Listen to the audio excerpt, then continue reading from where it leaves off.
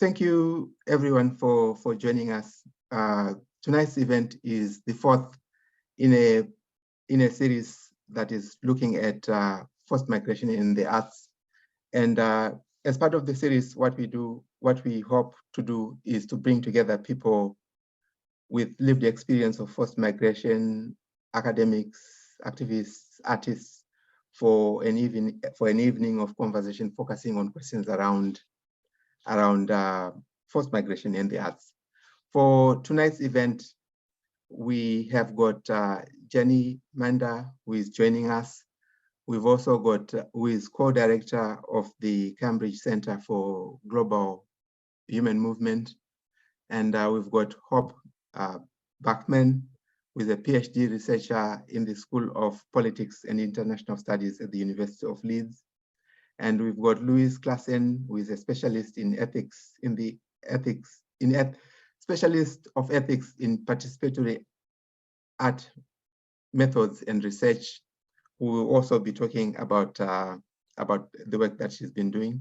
And we've got Francisco-Fernando Granados, who is also an artist and has got experiences of forced migration. So I've given these, really, really brief introductions because as part of the discussion, one of the first things that we ask is if our participants can say something about themselves and also about the work that they do and also why they do it before we explore the substantive issues. So we start with Francesco. Hi, good afternoon here from Toronto. Thank you so much, Ambrose, for inviting us. My name is Francisco-Fernando Granados. I was born in Guatemala in Central America and came to Canada as a refugee claimant at the age of 16 in April of 2001 with my family. I became involved in community work with immigrant and refugee youth, which is also one of the ways in which I became involved with art and culture making, which is also how I met Lois, who we've been collaborating in one way or another for quite a long time. I've been practicing as an artist independently for 18 years in the west coast of Canada in unceded Coast Salish territory. And I came to Toronto about 13 years ago to do a master's in visual studies at the University of Toronto. And I've taught undergraduates for about 9 years sessionally, and then now I'm back doing a PhD, a practice-based PhD at Toronto Metropolitan University. My work has gone through different phases, but something that I continue to return to is an attempt to use conceptual strategies and lately strategies drawn from abstraction to try to question the image that a public might have in their mind about who a refugee is, what a refugee might constitute. I think over and over again to challenge the notion that people who have experiences of forced migration are primarily defined through need, and to try to introduce questions of desire and aesthetics and things that are incalculable. Thank you. Thank you, Francesco. And we turn to you, Lois. Hi, everybody. It's good to be here. Thank you so much, Ambrose, for putting us all together. I'm really looking forward to the discussion today. So I'm in Vancouver, Canada, which, as Francisco has already said, is on unceded Coast Salish territory of the Coast Salish people, and that includes the Musqueam, the Squamish, and the Tsleil-Waututh First Nations, which comprise the land that the city of Vancouver is on. They're recognized as our host First Nations, and I'm grateful for their stewardship of the land and for the increasing civic and cultural leadership that they're now offering to all of us, including those like me who inhabit these lands essentially as uninvited residents. As a third-generation settler Canadian, I'm part of a family that's comprised of people for whom narratives of settlement, including refugee migration alongside rotating home ownership, are still formative in our identity. As well, in my family, there are people belonging to First Nations. In very different ways, they're also dealing with traumatic histories of displacement and dispossession. So inspired by all that multiplicity in terms of migration, my art project, Reading the Migration Library, produces artist publications that similarly present a diverse representation of displacement and migration. And right now that project is in a planning phase for the final productions of collaborative artist books. So it exists online as an archive and information site. So maybe I'll talk more about that later, but that's my main project right now. I also work part-time as a research ethics coordinator at Emily Carr University of Art and Design, so very specialized. And I have some of my work is located in a postdoctoral fellowship that's also part-time and has been running on for a while, but I can talk more about that later too. Thank you, Lois. And we turn to you, Hope. Hello, everybody. Thank you, Ambrose, for putting on this event and for inviting me. It's really nice to be able to attend something like this and share my research. My name is Hope, and I am a PhD student at Leeds University in the UK. I reside within the politics department. My PhD looks at how arts organisations who engage in arts engagement work with people who have refugee and asylum seeker experiences build solidarity, whether that work does build solidarity. Is that work good?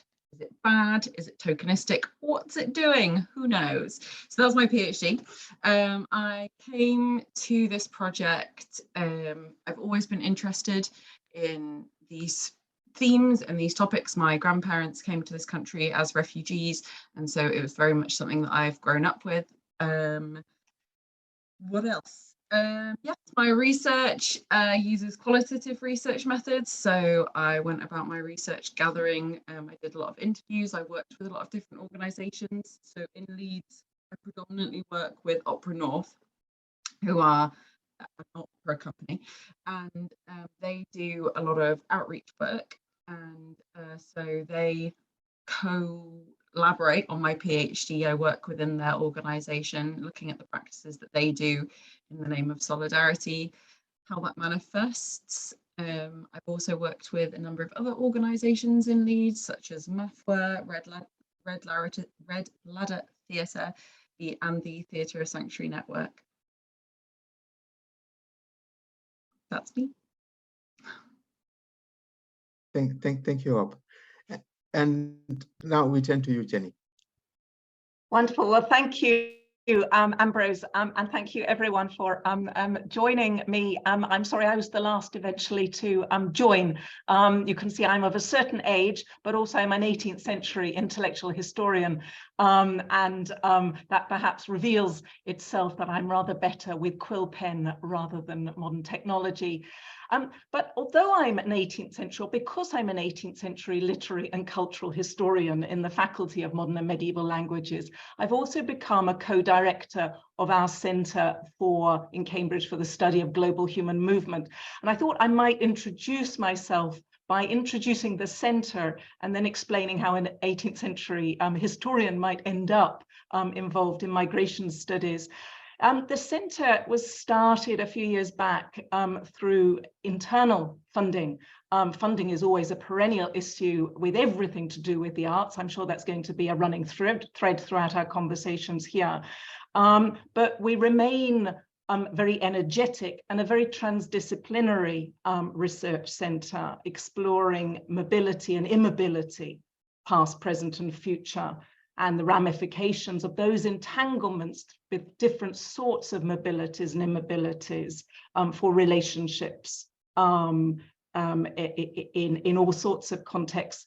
So I thought I'd better explain that we're not a migration studies center, but a study center for looking at all of these entanglements.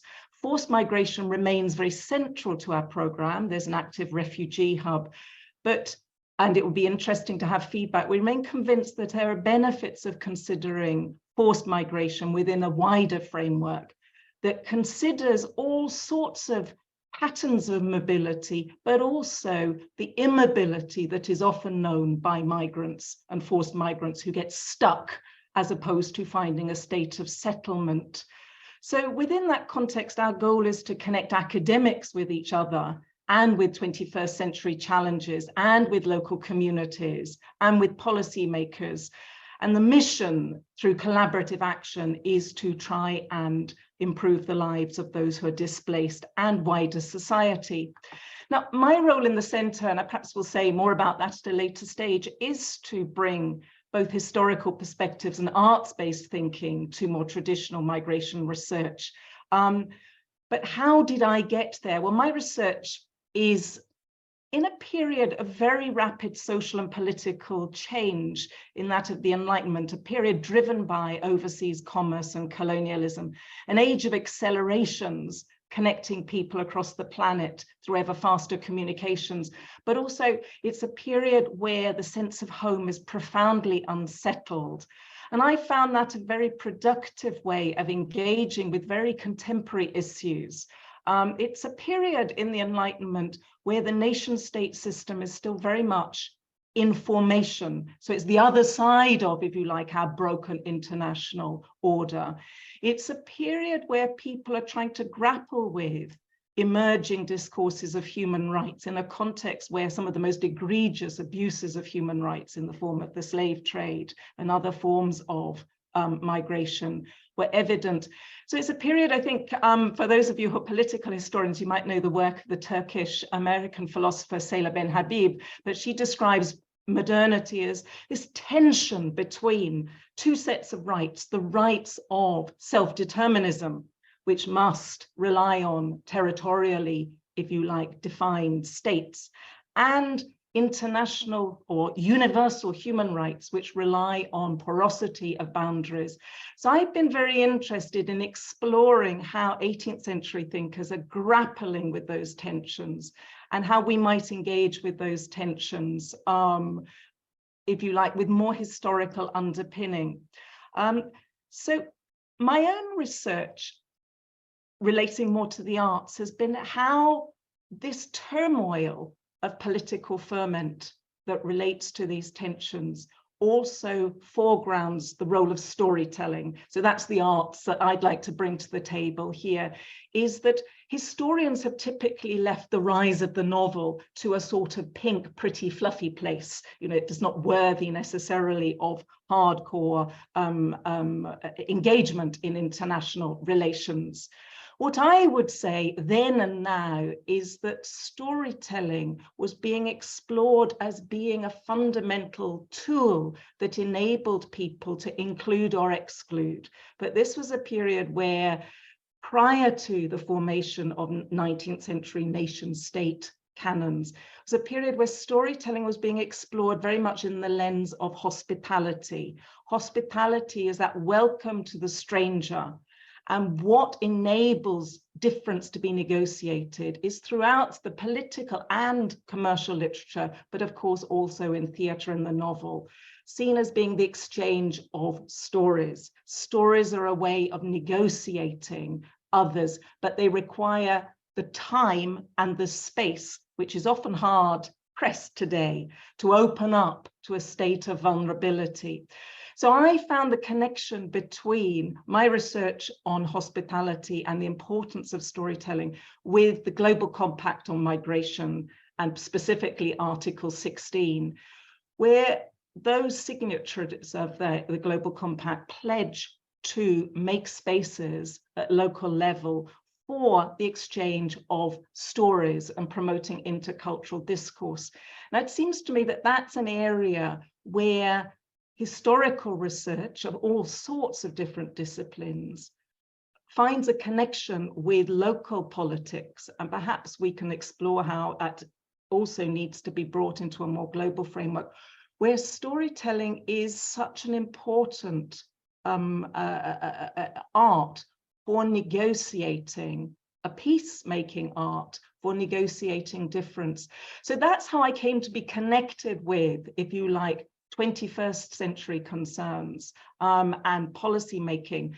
But also since then, I've been determined to open up the conduit between migration research and those disciplines that have been rather locked up in the ivory tower, certainly in this ivory tower of 800 years, where we're not joining the conversation around migration and other 21st century issues. So that's my rather odd narrative of how I found my way from Candide to projects where I've been looking at who makes gardens grow, how do we make gardens grow, and whose responsibility is the garden, whose garden is it, etc. Thank you. I like your reference to the garden at the end, because it reminds me of Joseph Borrell, who described Europe as a garden and the rest of the world as a jungle, and talked about how if the garden allows it, the jungle will invade the garden. And Borrell was talking about Europe, and he's the chief, diplomat with responsibilities for international relations, external relations. So maybe linking that to the discussion we are having this evening, and also mindful that people have joined this call from different parts of the world. Can I, starting with you and Francisco, going to Lois, and then Hope and Jenny, what are you seeing in terms of the narrative around forced migration in the countries that you are based, and also maybe at a national as well as at a local level? I can say that, especially as time has gone by, and I've felt and I've seen borders closing, a public sphere being eroded. One of the things that becomes very clear to me is that even though things were certainly not perfect 22 years ago when I came to Canada as a refugee claimant, I know that there were certain things in place. I've become aware that there were certain things in place that allowed for two things, not just a path to citizenship from refugee claimant to convention refugee to permanent resident to citizen, but also a continuum of engagement that allowed for me to be enfranchised into community, enfranchised into art communities, and in a way, through those connections that allowed me to believe that I had a place within post-secondary studies, and that made it possible for me, that gave me a public access to those spaces. Back when we first came to Canada, there were sort of ghastly stereotypes around Central American young people getting involved in trouble. And so because of that, partly because of that, there were, one of the responses to that was a program out of a community center in Vancouver called Britannia, which was the Latin American youth program. And it was through that program that I became involved with a collective of youth that was approached by a filmmaker to create a participatory action research project where, as teenagers, this was when I was 17, 18, 19, as teenagers taught us how to use filmmaking in order to tell stories. And it was through those opportunities that we became involved with independent experimental artist-run centers you know, that connected us to the art community. That happened just around the time when my family received refugee status. And so the very first thing I did when we got home from getting our status was look up the local community college program in fine arts. And even though I don't think I was thinking of it quite so consciously, I can now see that the first decision that I made the moment I knew I would be able to stay in Canada was that I would be an artist, was that I would become an artist, you know. And so there's over the course of the last 20 years, with 9/11 and the advent of a thing called the Third Safe Country Agreement, which has made it increasingly impossible for people landing in the US to claim refugee status in Canada, with even things that are as generalized as the way in which Canadian cities have become prohibitively expensive, you know, for people to live in. I see all the barriers that have been created in terms of paths that were afforded to me into spaces of refugee community and sharing with immigrants and refugees, into cultural spaces that allowed me to recognize myself as an artist, and into spaces that allowed me entry into academia. You know, so that's one of the things that I've observed and that I feel quite deeply. I'm not sure how someone like me could happen now, or I see how much more difficult it would be for someone like me to be able to access the things that I had.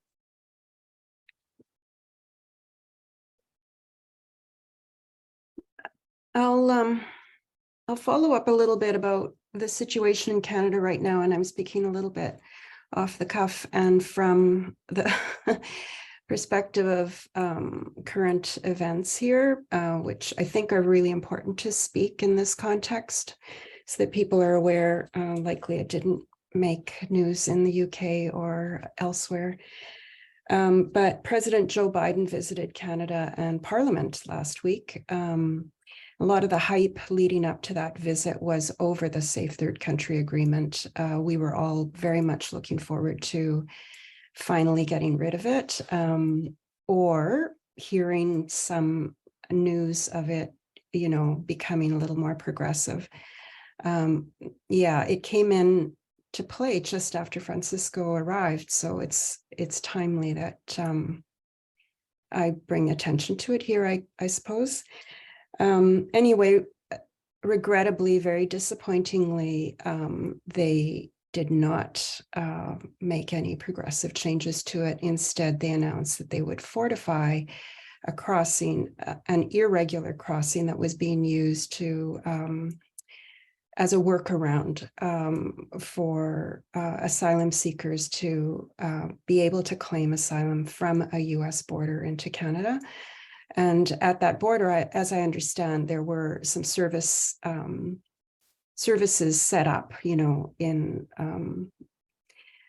some kind of arrangement for people to attend to their needs immediately upon arriving in Quebec, the province of Quebec. So we're all very disappointed with that. It was like there is rumblings of political rumblings from the US of wanting to draw attention to how the northern border with Canada is now a porous border that threatens the nationalism of the US. Or so it's you know, we're just horrified to hear that it's starting to be used as a political instrument, as the southern border has been, as we all know, over the last few decades.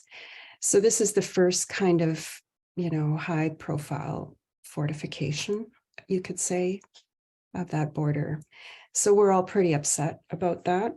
And then I just want to say, responding to your question, Ambrose, about what we're seeing now in my work, I just want to also draw attention to the increased presence of international students, particularly grad students who are paying a lot of money to attend our universities. Thankfully, the two universities that I have the privilege of working with, they're both publicly funded. And so there's a certain degree of responsibility that they have to their students, particularly international students. But still, you know, with public oversight, they are increasing the tuition, you know, by orders of magnitude every time they get a chance. So those students are really subsidizing education for Canadians in a way. It's arguable, but I would say it's pretty obvious.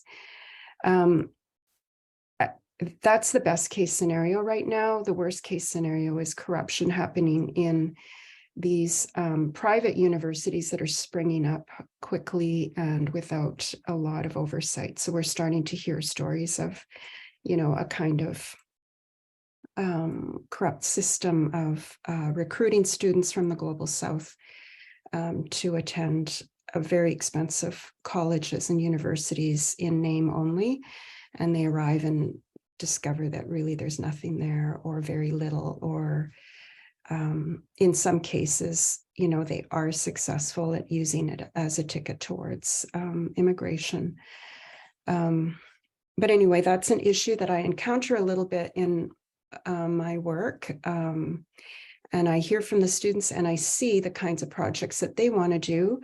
And I also get involved a bit in bringing my projects into their studies through the SFU program, the Simon Fraser University program that I'm part of. So I just want to raise those two sort of political scenes locally, since you asked. Thank you, Lois. Thank you. And yes, Hope. Hello. Okay, so the situation in the UK at the moment with regards to forced migration is that we have what is called the Hostile Environment Policy and the Hostile Environment Act, which basically means that our government is committed to making this country as unwelcoming and atrocious as possible for those fleeing persecution and coming here to seek sanctuary and seek refuge. We give people roughly £47 a day. It's £47 a week, sorry, to live on. If you're pregnant or you have a child, you get an additional £3. And as somebody who is currently on maternity leave, I can tell you that that is not enough. In addition to that, at the moment we have the ongoing debacle of the Rwanda deal, which is where our government has made a deal with Rwanda, whereby we're just going to send refugees and asylum seekers to Rwanda. We are paying Rwanda so that we can ship people over there. There have also recently been in the news discussions as to how we can have offshore housing, they're calling it, basically gigantic boats that we're going to send refugees and asylum seekers to live on so that they're not in Britain. It's fairly atrocious.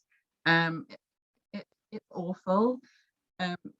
I don't have anything positive to say about what the government are doing in this capacity. It's all awful. Yeah, the Hostile Environment Policy explicitly says that it's committed to making this country unwelcome. A few years ago, they did a review of it to see how successful it was. The outcome of this review was that the Hostile Environment Policy is not successful. It does not mean that fewer people come to this country. However, in response to that, the government said, that's fine. We don't actually care that it's not successful.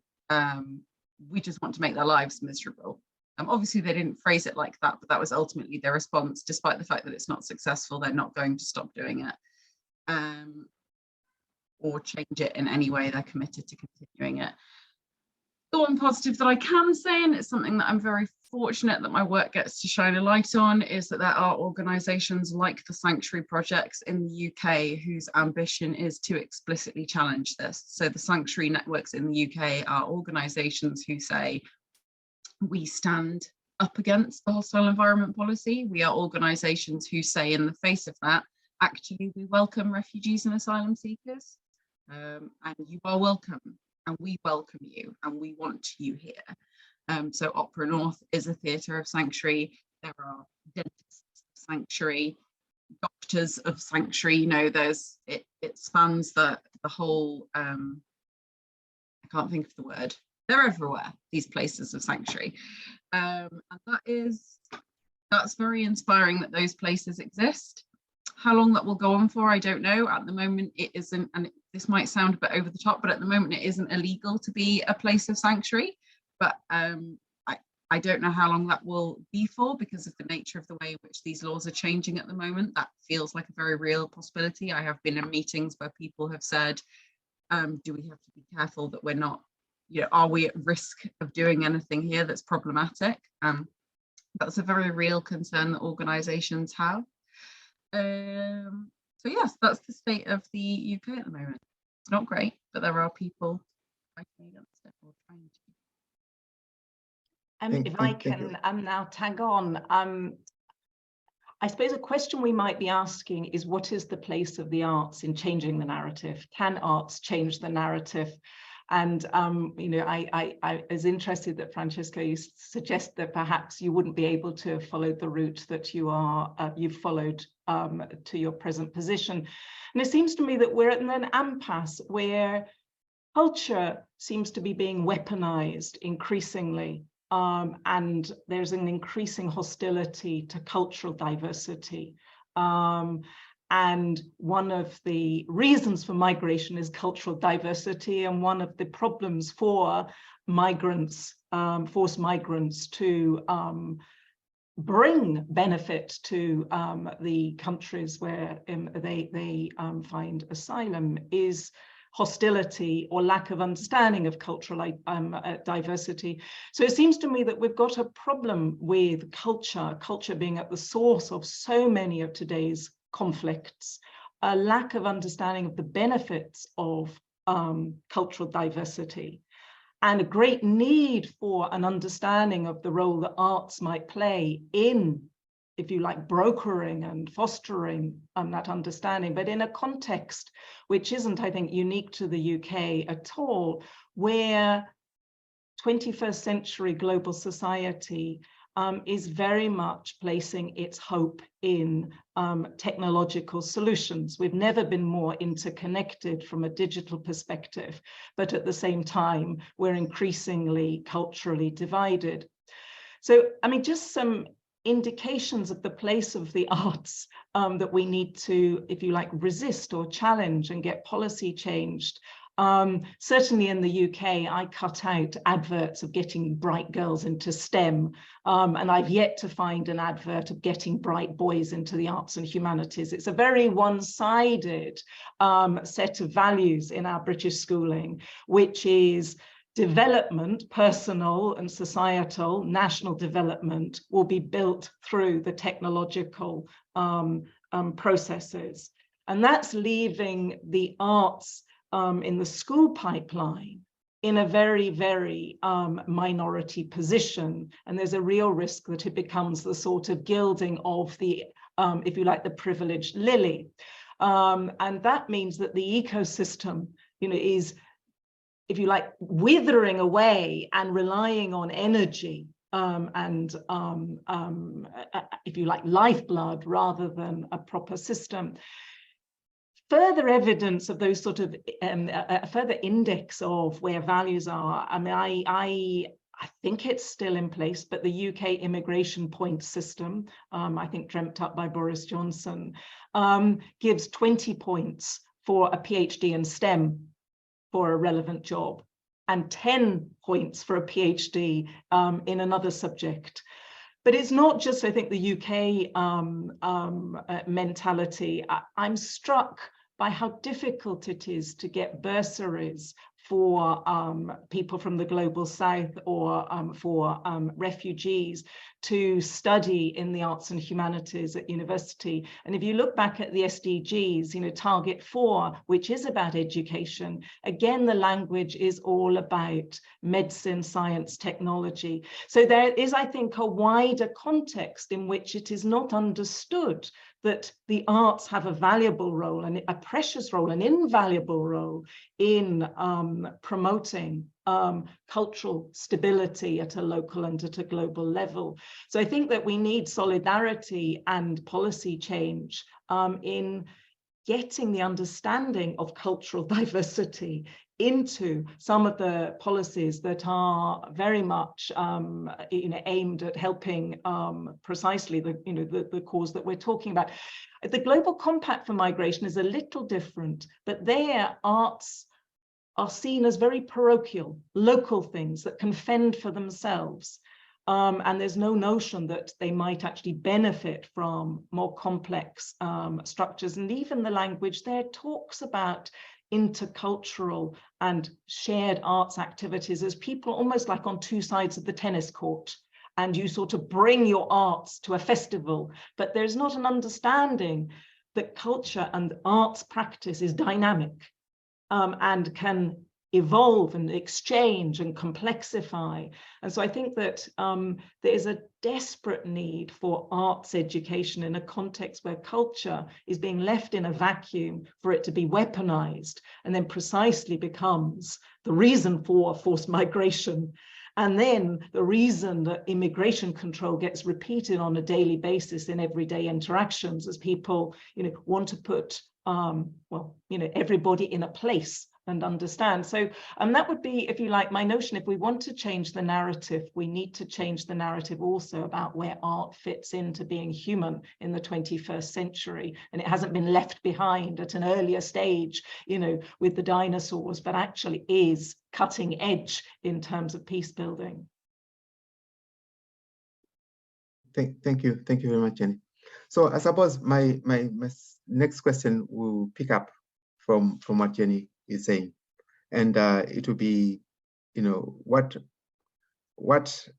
can the arts do around issues to do with forced migration, or what are you seeing artists doing? How are artists responding to issues around forced migration, or how are you responding? So any of those or all of those. And again, we start with Francisco, Lois, and then back to Jenny. I mean, it's a great question to follow up on. Thank you, Ambrose. And picking up on what Jenny was saying, I think it is really key. As difficult, as almost impossible as it might seem, it's really key to make an argument for rethinking the place of refugees outside of our economic usefulness, and to reframe that question in terms of asking about our place in art and philosophy. I can quickly share a couple of images of work, if that's okay. Let me see. Can you see my little PowerPoint, my little PDF? So this is the first public project I ever made for a large free public arts festival in Toronto called Nuit Blanche, which is an all-night festival that runs from 7 p.m. to 7 a.m. in late September. And it is a public billboard that's actually located right in front of me in the corner where I now live, with a phrase that picks up on a line from a Shakira song from 2006 called Hips Don't Lie. And in the last line of a Wyclef Jean's rap from that song from 2006, he says, "Refugees run the seas because we own our own boats," with a B. But because of the way I speak English as a Latin American, the B and the V are very hard for me. So I always said refugees run the seas because we own our own votes, as in voting. And so this phrase was just in my mind for years and years and years as I went through this sort of process from being a refugee to being a citizen. And it was actually when I got this commission, it was a period right before the last federal a federal election a couple of years ago, about 8 years ago, where our last prime minister, Justin Trudeau, was elected. Prior to this, we had a conservative government by Stephen Harper that lasted about 10, 11 years. And so I was interested in placing this phrase, refugees run the seas because we own our own votes, with a V, right before the election, in this sort of fairly main street that lots of people in cars go through, as a way to in a way disrupt the image people might have of a refugee, you know, and to even think about what it might mean to think that a refugee might have a vote, that a refugee might have that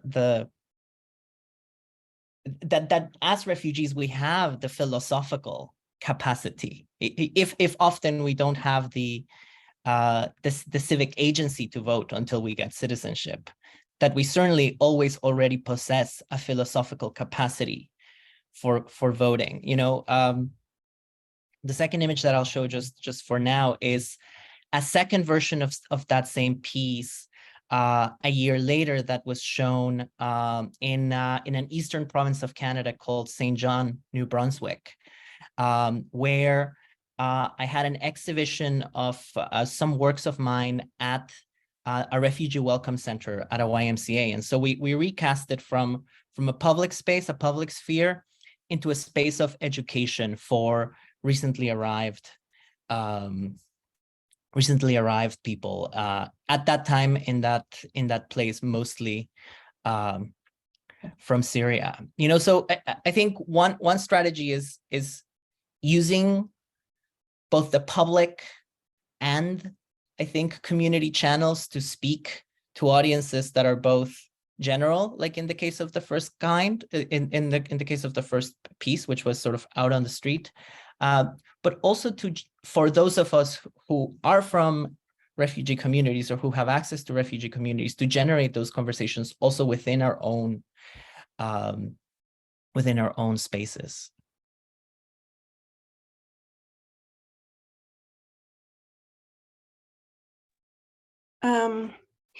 Yeah, I'll follow up a little bit, you know, directly from what Francisco was sharing, because I was really grateful that Francisco, you used those examples in the chapter that we wrote about ethics in an upcoming handbook on forced migration research approaches that Christina Clark-Kazak is editing. And as we were wrestling with that chapter, you know, it's such a huge topic. I realized how inspiring those kinds of approaches were to me in my work, and that I had come across it before. And that is sort of this idea that just the presence of the asylum seeker or the person with forced migration experiences is an important challenge in itself to nationhood, or you know, our insecurities over nationhood, and that's why, you know, they're vital agents in the political situation. And Jenny Mander has already introduced these ideas from a 19th century perspective, and I'd just love to hear more about that. I haven't thought about that, but of course that's an excellent kind of theoretical or historical background, a relevant background for what we're dealing with. I'm completely convinced of your arguments, Jenny.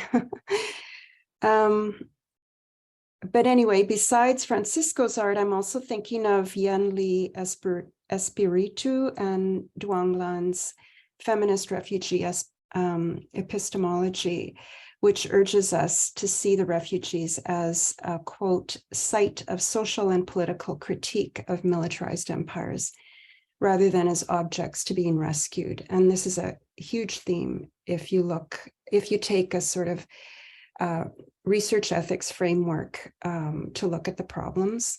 But I just want to share a little bit about one project that in my own project called Reading Migration Library that really is a perfect example of this. So I'm just going to pull up the website for that project.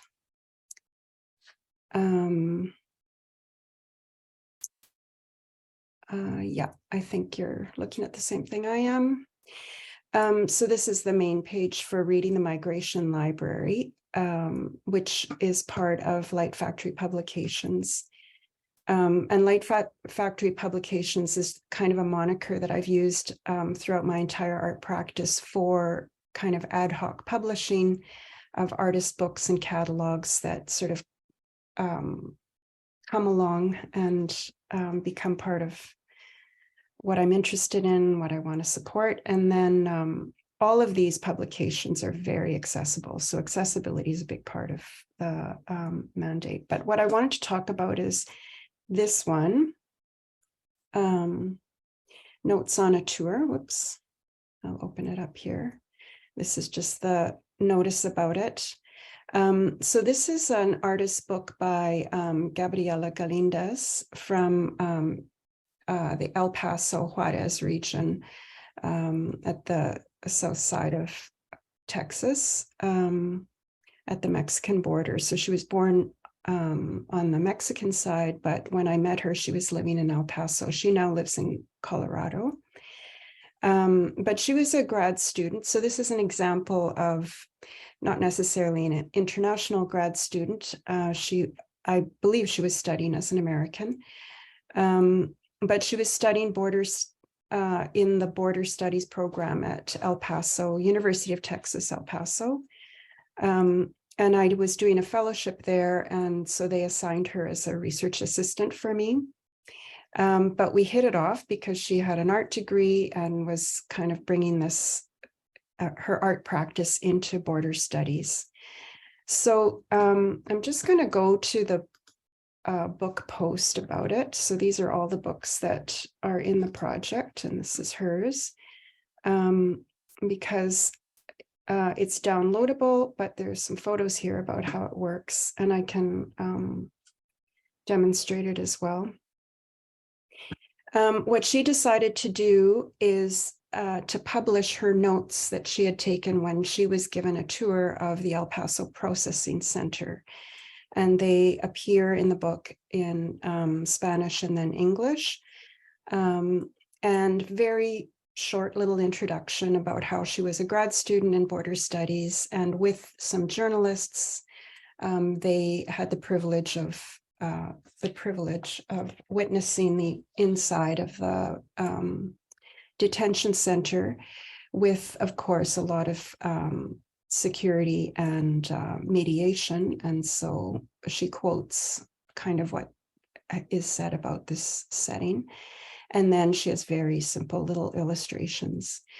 And what the book does is it shows us how the detention center is experienced. So even though she's, you know, an academic there, a student there, she also is a human rights worker. So she had already been inside detention centers as a volunteer. And she had, you know, done work in the letter writing campaigns and stuff. So instead of sort of foregrounding specific stories, it foregrounds the story of someone in El Paso encountering an experience with the militarized state. So it kind of reinscribes the agency of people who have that experience. And yeah, I'll just stop sharing. And maybe I'll just show you the book. I wonder if I can pin my view. So this is just an idea, it gives you an idea of the format and the size of it and how easily accessible it is. It can be photocopied and people can fold it themselves. There's instructions. Yeah, so I just wanted to bring that one sort of theoretical focus even of how,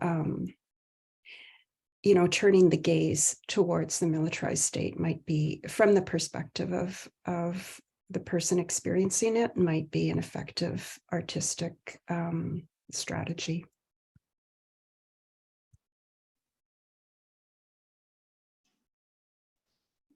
Hello. So, as I said in my intro, my PhD is looking at how arts engagement practices facilitate solidarity with people who have refugee and asylum seeker experiences. So there are, throughout my research, I've kind of identified two main ways in which the arts organisations that I engage with go about that. So one is workshops, and the other is free tickets. So workshops, an organisation says, we're going to put on this thing for you, and we will produce something together as a group, and there will be an end product, and we'll all have done it, and we'll all feel great, and then we'll go home. And that's kind of like the setup, right? And then the other is organisations literally just giving out free tickets to theatre productions, to the cinema, to whatever it is that they're doing, just saying, here's a free ticket, we want you in our venue, we'll pay for your travel, come, see the thing, and then go home. And I think when I first started the project, first of all, I was deeply sceptical that any of these organisations that I was going to work with really were doing anything akin to solidarity. And second of all, I was skeptical as to why an organisation like Opera North wanted in on this kind of PhD. Was it because I was going to be really good publicity for them? Were they genuinely interested in bettering their practices? I was relieved and delighted to find out that actually the department that I'm working with, Opera North, are actually very invested in the work that they're doing, and were open to hearing about the criticisms that I had to make, but also to doing better. The other thing that I was surprised to find out about was that the free tickets are by far the best thing that any of these organisations do. And I can see Francisco there was like, yes! Free tickets offer people escapism. Free tickets say, you are welcome, come into my building. And that actually, I am now not sure if the work that Opera North do is really solidarity, but what it is it's hospitality, and that is political, and that is important. Saying to people, you are welcome and we want you here, in a country like the UK where we have the hostile environment policy, is probably one of the most political things that you could do. Now, organisations like Opera North don't want to be told by people like me that they're doing something political. They try very hard to not be political, so I'm here to say that Opera North are not a political organisation. But as a researcher, I think that hospitality work is political, especially in the face of the hostile environment policy. So free tickets, that's amazing. It's an incredible thing for organisations to offer people who have nothing. You know, if you think about what we all do of a weekend, we might sit on our sofa and watch Netflix or listen to Spotify, or we go to the pub, we go to the park, and we do all of these things, and they all require resources and money. They at the very least require you to, in some instances, get on a bus. And we're talking about a category of people who in the UK are surviving on £47 a week. They don't have a Netflix subscription. They're not going to the pub. They're not doing any of these things. And things that to us might seem very easy, like, oh, well, couldn't they just go to the park? Some of these people have been housed in some of the most atrocious, out-of-the-way places intentionally, so that they cannot access things like that. So no, actually, we're talking about a group of people who can't do those things. So free tickets, great. The workshops were really interesting for me to observe. They were a bit of a lot of these organisations' work that these organisations felt very proud of. Oh, we run these workshops for these individuals and these different communities, and we go in and we do this thing, and then there's this end products. There was one project called the People's Lullabies that Opera North do, and the setup of the project is that Opera North go in and we all sing together. They are an opera company, so we sing together. But then we go around the room and we say, oh, and what's a lullaby from your home or your childhood, or things like this. So you're asking people who have fled their country, who maybe are separated from their families. Think back to when you were a child. You're talking to people who might not be in contact with their parents anymore, who might not even know if their parents are alive anymore. And you might be asking what feels like a fairly innocent question, but actually it's not. And Opera North kind of knew that, and they were like, yes, but you know, it's still a lovely experience for everybody. But where was the aftercare? Because at the end, when Opera North then went home, and you've just asked a question which is potentially quite triggering for these people, who's looking after these people? Because you've just gone in and you've delivered that project. You've caused those people to relive some of that trauma, but you're not then providing any follow-up care. And then at the end of that project, the aim of the project was that throughout this process, when everybody's having a lovely time and singing together, that somebody would be selected and would be given in Opera North's view, the opportunity to take their song and sing it and have it filmed, and that this would be a wonderful opportunity for them, and this video would then go on Opera North's website. So I asked, well, who is that end product for? Because I don't think that I would care about a video of me being on Opera North's website. And I certainly don't think that somebody who is surviving on £47 a week is going to feel like they've got a lot out of that. Like, Opera North are the people that at the end of that workshop, in fact, I know they didn't get a lot out of it. We talked about it. I'm not guessing. Opera North are the people with the end products there. They're the ones walking away. And not just Opera North, but, you know, a variety of organizations I worked with had this same setup. And they very much felt like they were producing something that was giving back. But actually, if you went and spoke to the people who this workshop was aimed at, they were like, you know, I only came today because I got a free ticket. And actually, this workshop isn't giving me anything. I don't get anything out of this. And I had one woman who I interviewed said to me, the people running these workshops, they get paid to run these workshops. They get paid to run these workshops. And when we attend, they get paid. If we don't turn up, will they sing by themselves? No, of course they won't. So I think that there's some really wonderful work going on, like the free tickets. But I think that when it comes to workshops, we have to ask ourselves, who are we doing this for? Why are we doing this? Who is benefiting from this? Because refugees and asylum seekers are individuals and they are people.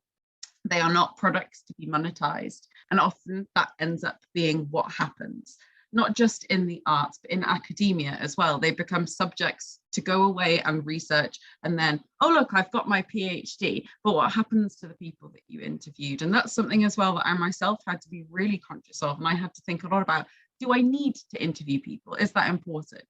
Is it necessary? And what am I giving back to the people who I'm interviewing? What are they getting out of this interview? Is it something that they want to do? Is it something that they're comfortable doing? These are all questions that you have to ask yourself. They're not always nice questions to ask about your work and about your research. And sometimes the answer is, I'm not going to run this project. I had this really great idea as to how I was going to gather some research. And actually, when it came to the day, I rang my supervisor and I said, I'm not going to run the project. And she said, okay, why? And I said, because I've decided, I've turned up at the venue, I've turned up at the charity who have said they're happy for me to run this project. And actually, I realize now that I'm here and I see the setup, it would be really inappropriate and it would take away from these people rather than integrate with the day, or it wouldn't work.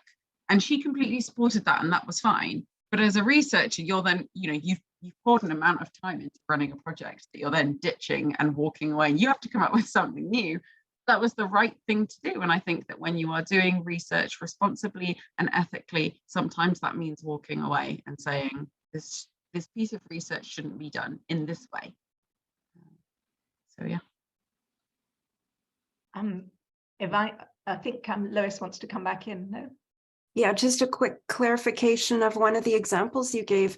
I mean, you're speaking about an area that I have to work with a lot, asking a lot of the questions that research ethics boards ask. But for the ones where, like, an opera company or a music or a performing arts company puts on a workshop, asks these questions, do they also gain financially, like in research on lullabies or whatever?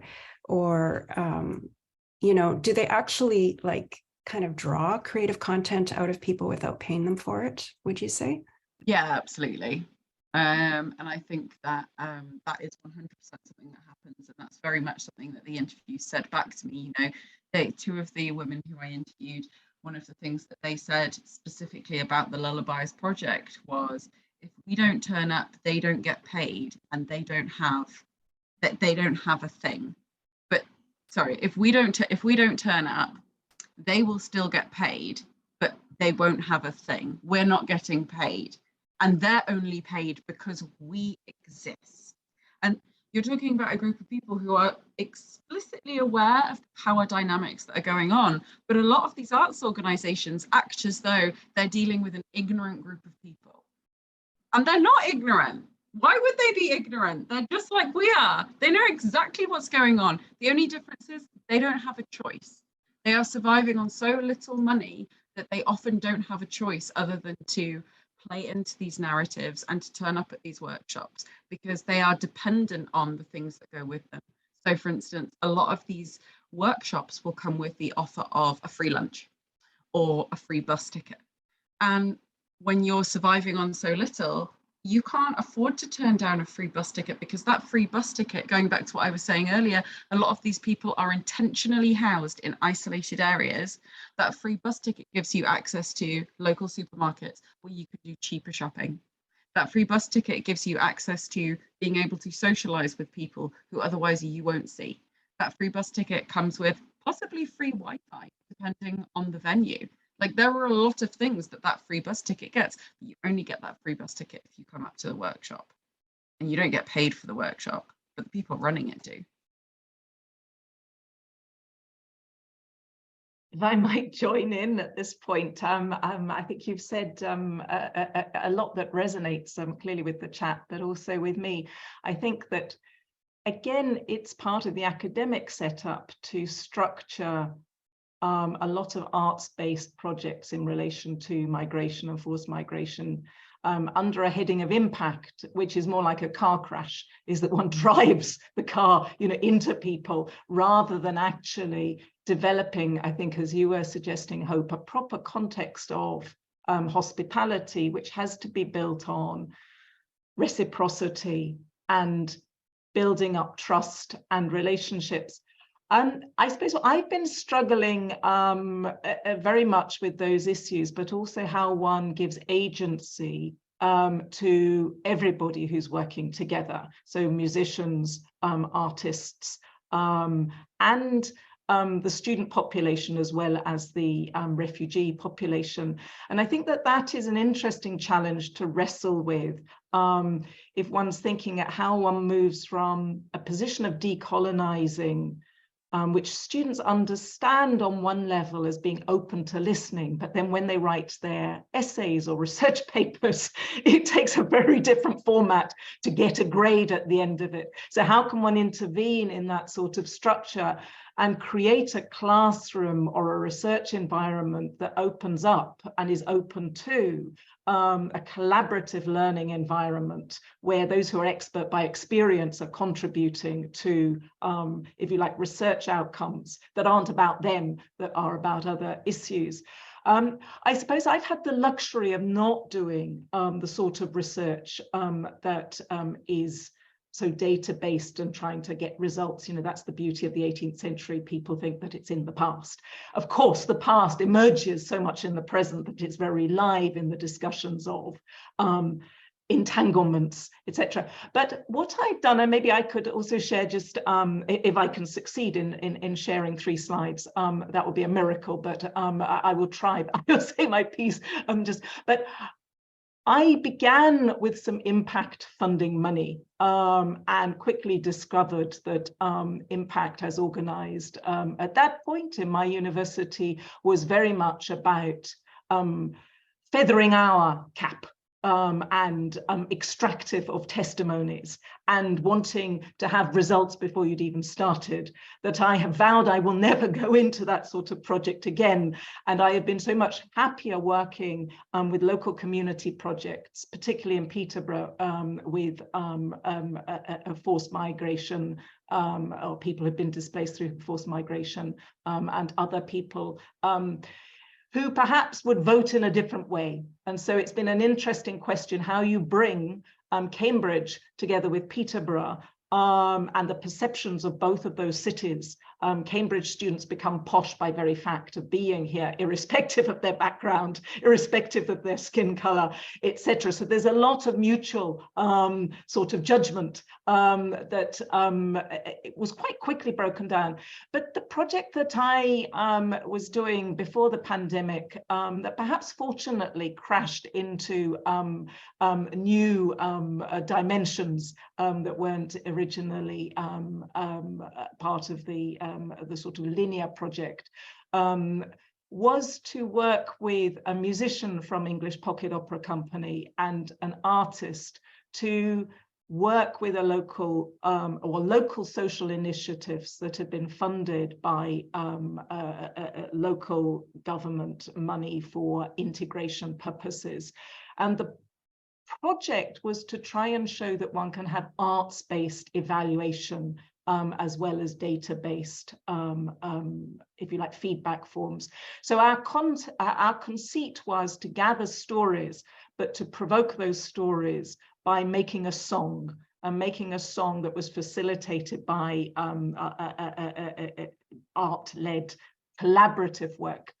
And the project was to gather the stories of why people had joined the project, and they could begin that story wherever they liked. So they could tell the story of life somewhere else and the long journey to Peterborough and to the community centre, or we did a lot of work with gardens, or they could begin it that morning. So we didn't want to say, what is your story, but to encourage an approach that was not explicit, but that allowed people to reflect that storytelling is not a record that you give at immigration about your past that is fixed, but it is in the present, it is relational, and it is as much about seeing how you locate yourself in relation to a future as in relation to the past. So we were subtly trying to work from how did people join a project and they exchanged their stories with each other, to then getting them to remember what they had been doing, even if they joined very recently within that project, so that we could generate collective reminiscences, which allowed people to move quite naturally from the first person singular to the first person plural. And once we had got people talking collectively about reminiscences, then our question was, well, what did they want for the future of the place about which they were talking, and those who might, say, in 5 years hence be working, living there, even if they had planned to move on themselves. So the goal was to provide a feedback form for the City Council that amplified the voices of those working in the projects, so that they could become connected with the political process. The City Council were very, very keen to reach out to all sorts of people who were not feeding back into the process, but were lacking the means for getting the trust and, if you like, their sort of conduits into those communities. So they were very on board with the project. When asked what is storytelling in relation to local politics, the response of many of the people that we were working with was lies. You know, it was sort of, they're just going to lie to us.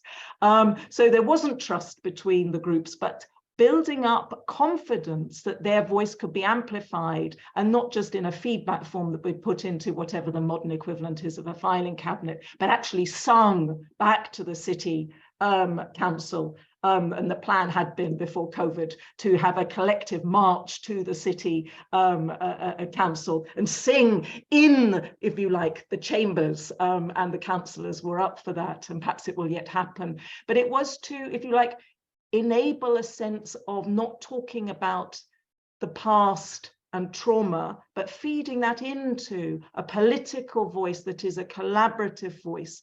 Now, in that context, we felt that we were very much the outsiders. We'd come from Cambridge, we were facilitating and listening, and in many ways, that meant that the local communities became the hosts. and they were wanting to feed us and tell us about their culture. So that worked very well, particularly, as you won't be at all surprised, is that every time I went there in a car, I got hopelessly lost and therefore needed to be shepherded in. And therefore I unwittingly gave everybody a chance to show their superiority to the Cambridge team. So we had, if you like, and we've been working on this over now several years, and I think the iterative process has shown it's about process and not product. The anticipated product perhaps facilitates the process, but the notion of trying to, if you like, generate a sense of belonging to a place through a sense of collective reminiscences was really where we were going. If I can try and share my screen, I'll show you just a couple of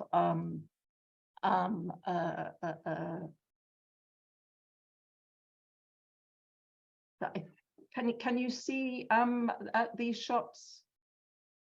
Yep. So you can see how I've moved from my 18th century research on Candide, or at least that is the pinnacle. And of course, the ambiguities in Voltaire are very explicitly there.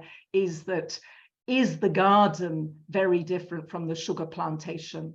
That can't be escaped. And in fact, Pangloss, who's in the garden, has syphilis, which he has contracted in a direct genealogy that goes back to Christopher Columbus. So Voltaire is very much saying, you know, no garden is ever going to be, if you like, secluded from wider global issues. But we were taking the project to this garden, which didn't look like it does on the screen now, but where the local community, all sorts of people, many who didn't speak English, some who had learning difficulties, were quite happy to engage in gardening and to engage with something outside themselves through gardening.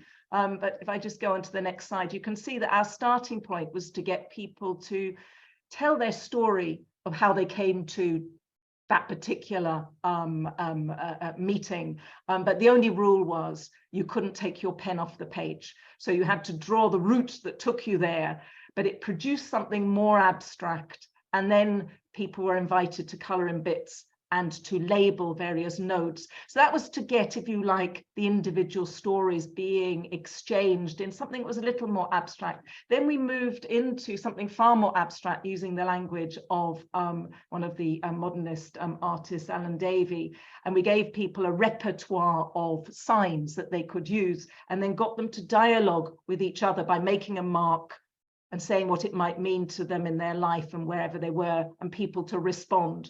And having done that, then we gave people frames and said, you don't have to have the whole story. Which bit are you going to look at? Then they were invited to give that a particular caption. So you can see on the right-hand side, it produced actually some really quite surprisingly beautiful bits of art just through the scenario, and people were very proud to take that away. But we also then used that as the basis for making a song and getting people to sing a line or to invent a word and to collaborate. So that was, if I can unshare the screen, how do I do that? Stop share.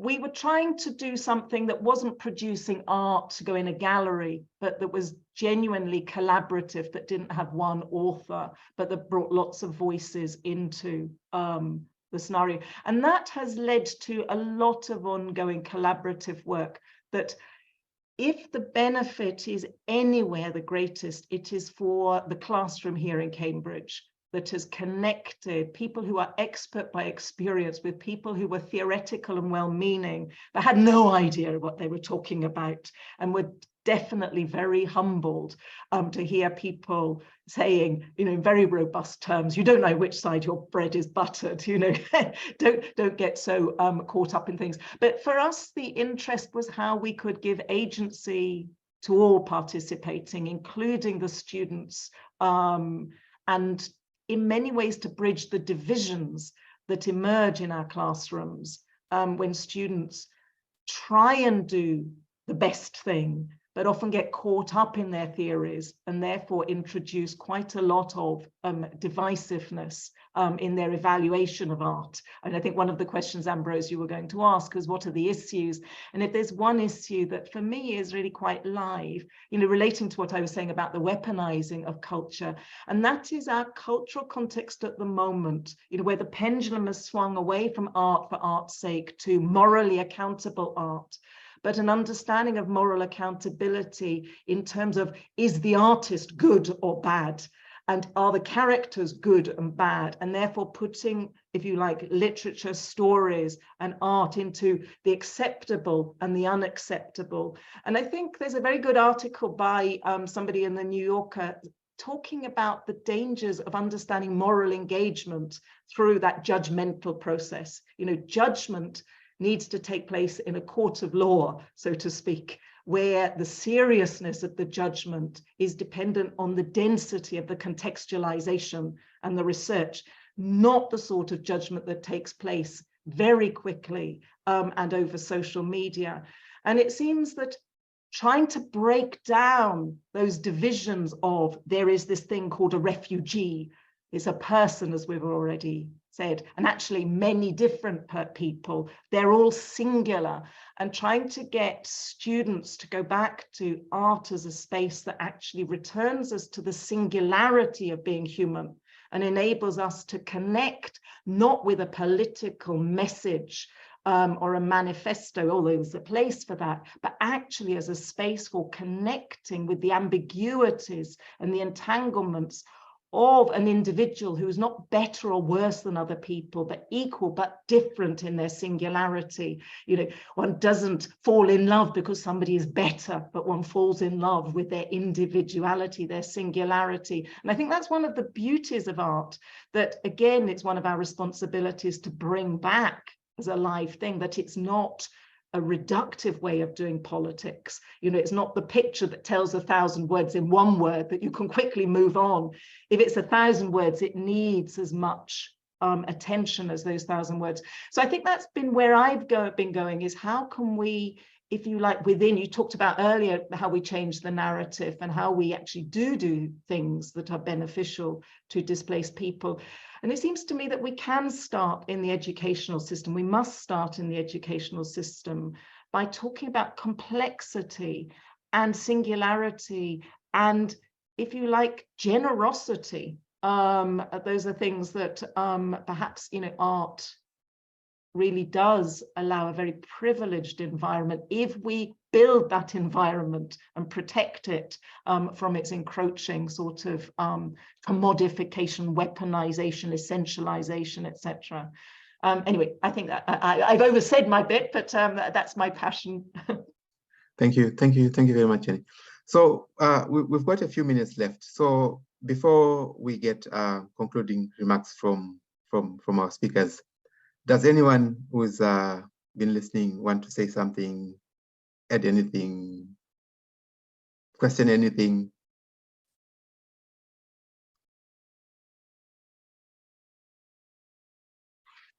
If you'd like to speak, if you unmute yourself, you know, you can just come in with your thoughts. I'm checking the comments.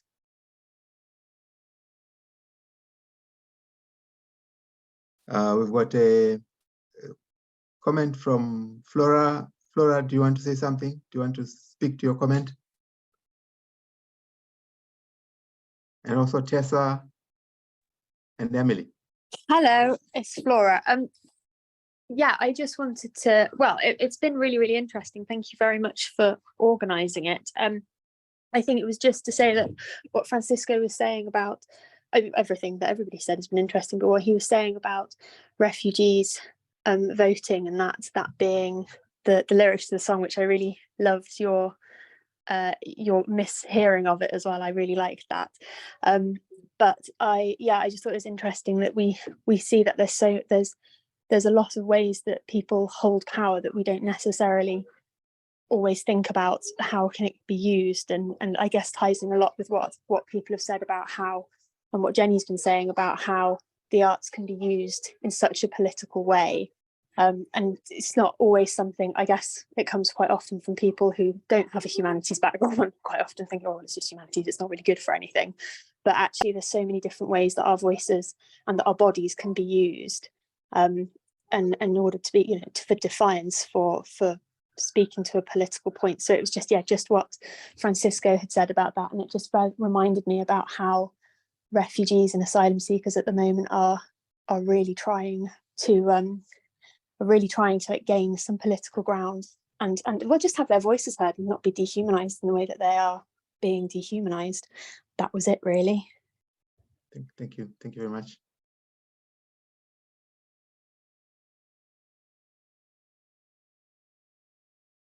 Hey, thanks everyone for talking about all your research and activities. It's really inspiring, and I think it's easy to get quite down about what's going on all over the world, which is just really tragic and dehumanizing. But I just, yeah, wanted to say that this is a great network, and I think art has the kind of rare opportunity to really communicate with such a broad audience. And I think sometimes, so I'm also a PhD student, and I think sometimes academia is, you know, as much as it tries to do the right thing, it's so separate from what goes on in the real world. And I think that art is a really good way of bridging that gap. And yeah, and hope, I just resonate with so much of what you were talking about. And it sounds like we're in a similar kind of position. So I'm a PhD student at Manchester, and I also work with Manchester City of Sanctuary, and I've worked at another City of Sanctuary previously as well. So yeah, it's a really great organization, and there's so many kind of grassroots organizations that are doing such great work, and it's really, on the one hand, it's inspiring, but it's also so sad that it's taking them to really fill this gap that government should be providing. But yeah, I just really want to, you know, give my support to you guys, because I think the work you're doing is amazing, and yeah, it's a great network. Thank you, Tess. And yeah, and Emily, I think. And also after Emily, we hear from Siobhan. Oh, sorry. Sorry yeah, for after you, we hear from Siobhan. Thank you, Ambrose, as well, for organising this. It's been a really great discussion. I think I already put in the chat basically this article that really reminded me of some of the things that Hope was talking about.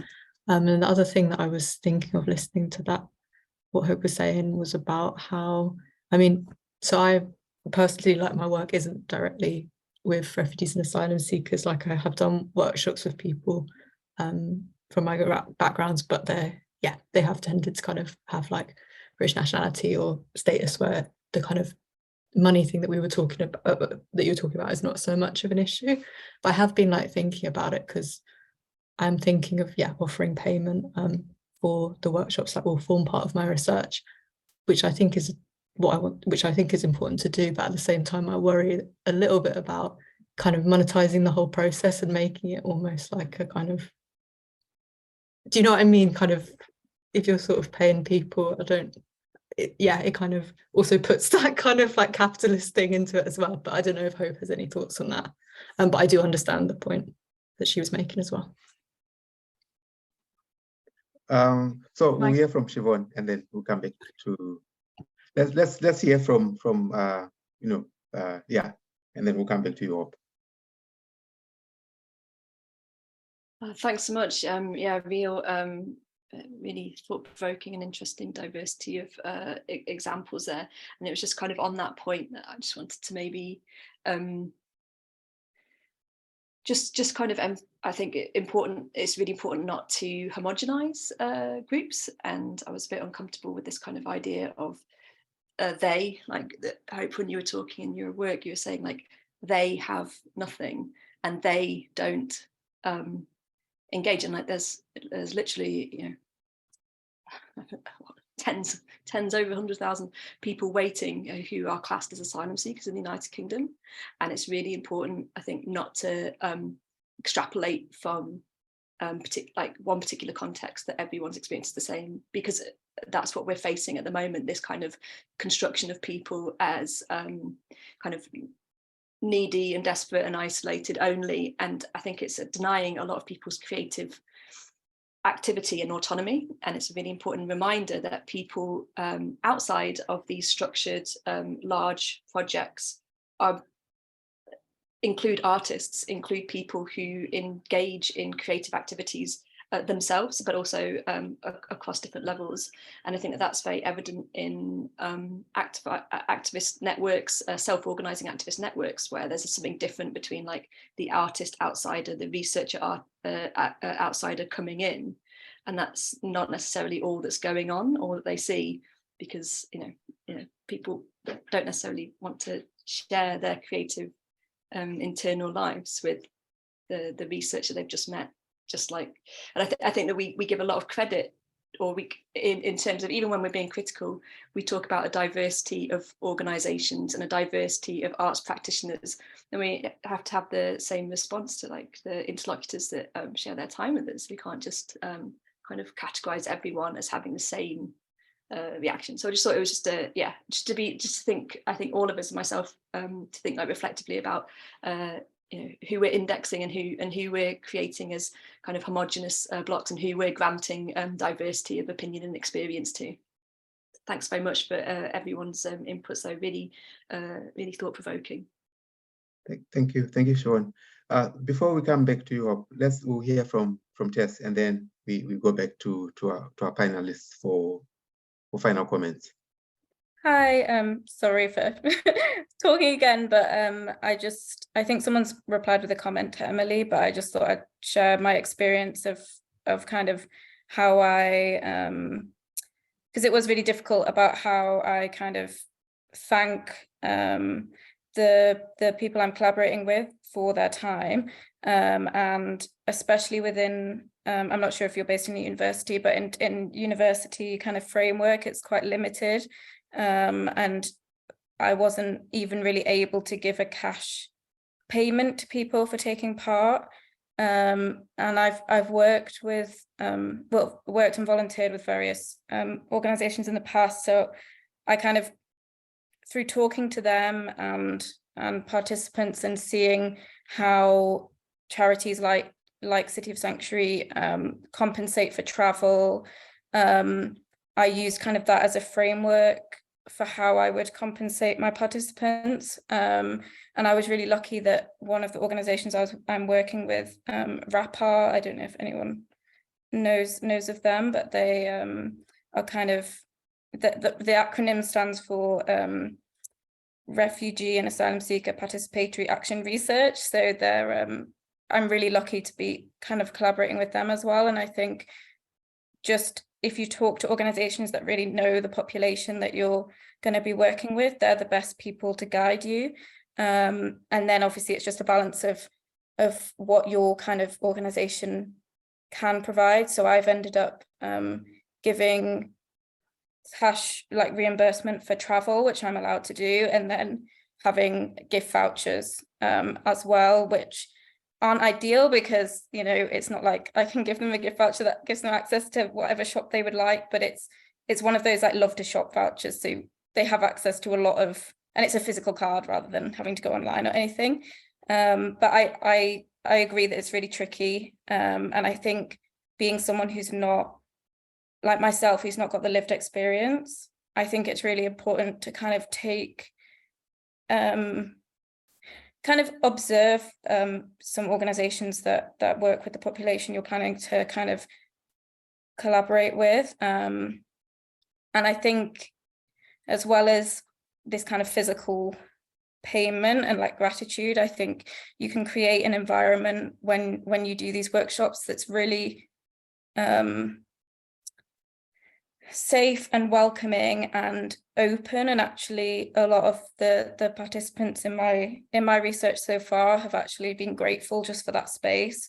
And you know, we provide like some food and some tea and coffee, and it's quite an informal environment, but you know, inevitably these things adapt. And I think, yeah, the key is to be flexible, like listen to the organizations that have the expertise, listen to the participants, like, you know, what do they want? would they feel offended if you approach them in a certain way? Or I think you can be open and transparent about it. Yeah, so that's my experience. And yeah, if you I can put my email in the chat, and then if you want to chat any more about it, then that's fine. Thank you. So thank you very much.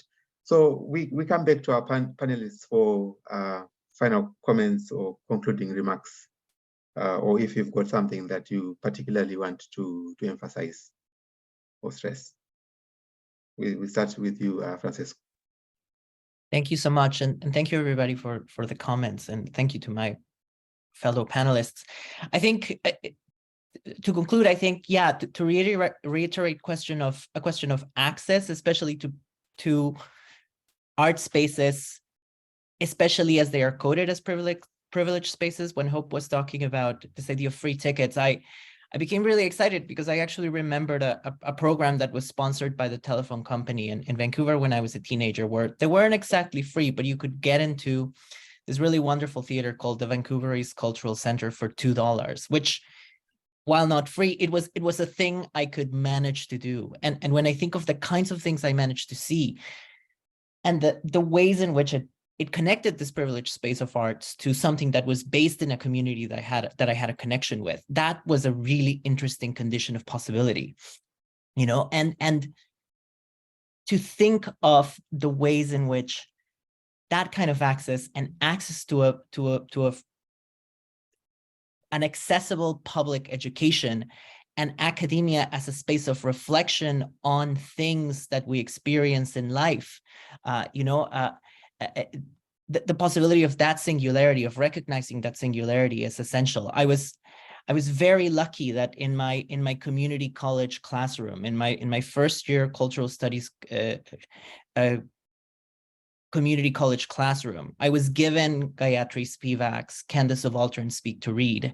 And almost impossible as it was for me to get through it the first time, that I was given opportunities throughout my education to access feminist thinking, access deconstructive thinking, to come back to it and understand it a little bit more each time, to recognize things like the ways in which those programs for refugee youth that I was trained through were actually translations from intuitions of feminist consciousness racing, how a certain practice of making space for others, could really be reflected on thoughts from thinkers like Spivak, who talk about sabotaging the European Enlightenment to really rethink how we form objects of judgment, through her idea of an aesthetic education, So I think these possibilities, and it's not necessarily that everybody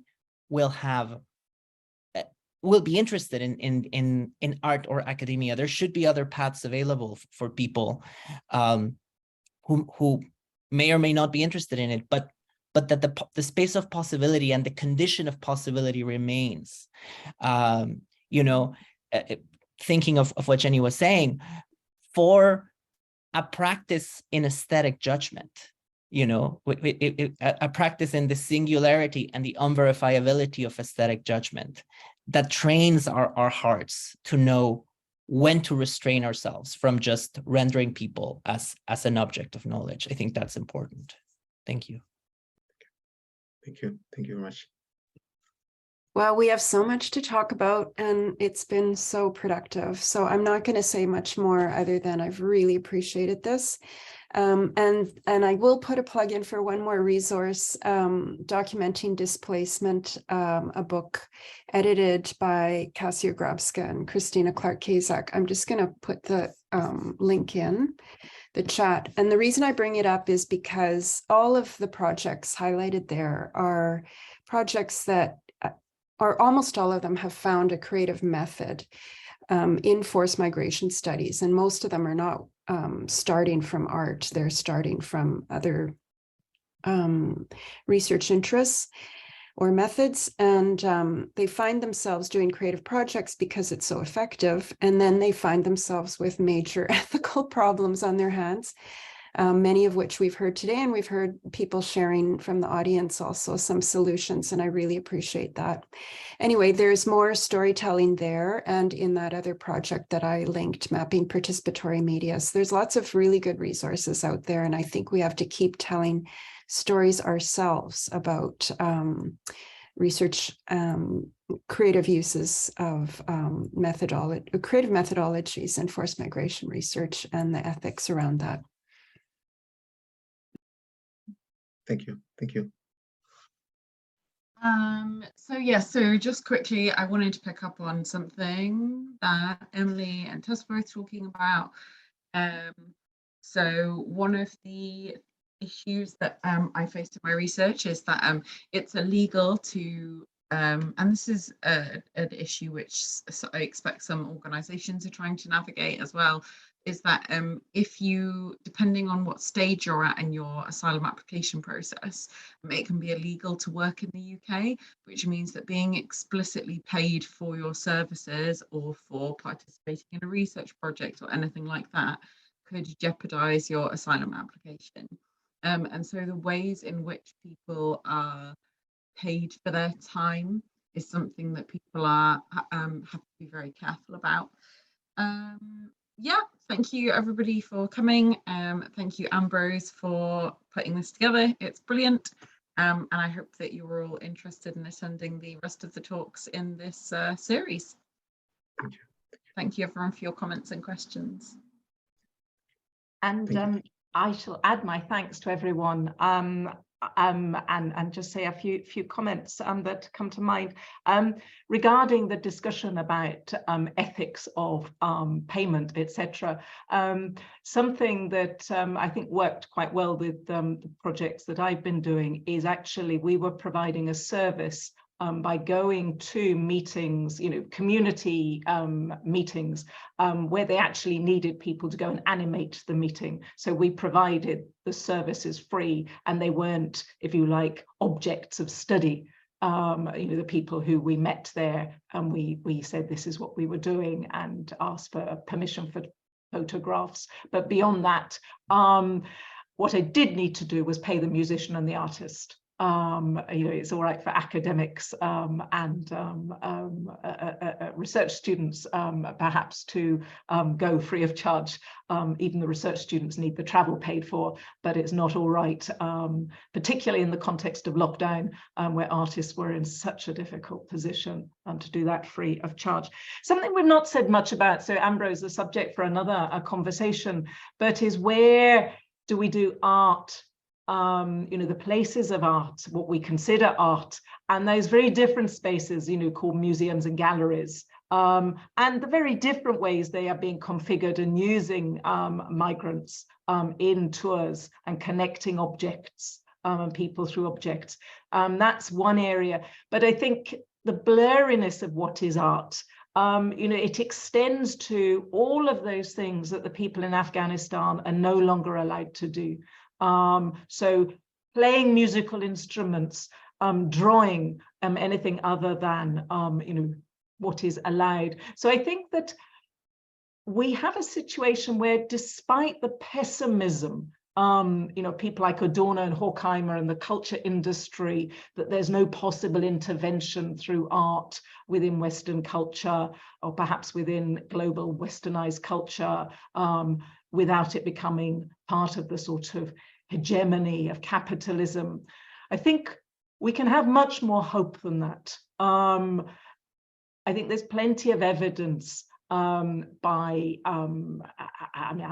was in conversation the other day with an Afghan ethnomusicologist who was giving us a presentation on the Afghan Youth Orchestra, who'd been airlifted out of Afghanistan, and who were demonstrating, how one can rebuild lives by playing musical instruments. One of the things that struck me with that conversation was whose culture is it, and whose culture is it to preserve? And there was a very strong argument being made by the Afghan community who was present that it is a bit like a UNESCO World Heritage Site, that this is global commons, which is quite an outrageous comment, I think, in some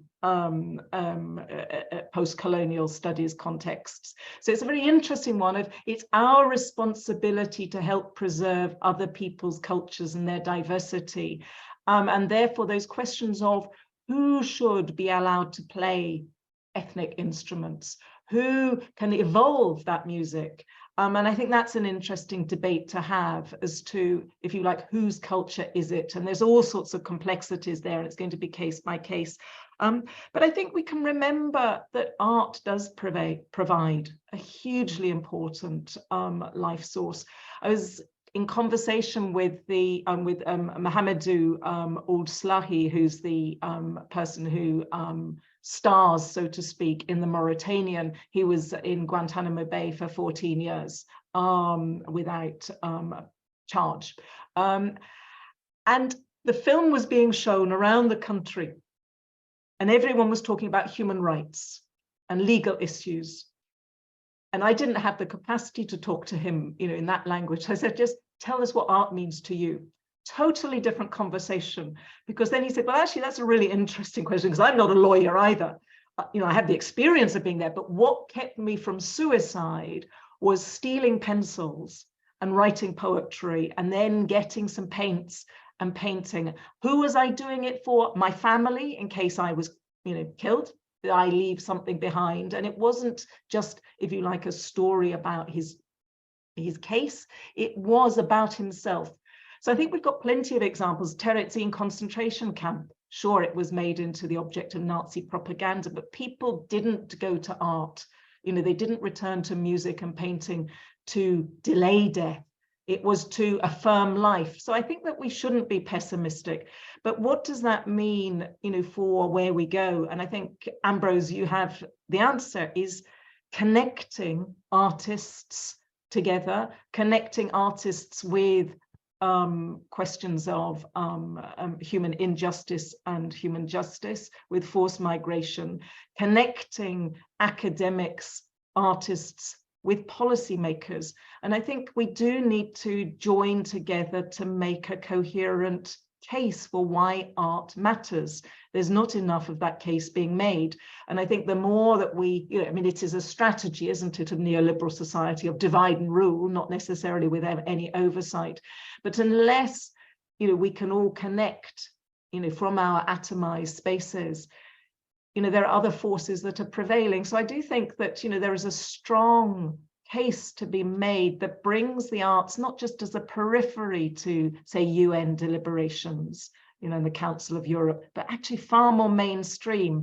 And I think it's this sort of network, that could begin to articulate some of those, if you like, statements about the importance of art in human society, and therefore, as forced migrants are humans, in certain senses, it is about how we actually valorize art. And something that we haven't talked about is, what is refugee art? Is it art about refugees? Is it art by refugees? And I think that also is an interesting question of whether actually some art by refugees can just be art.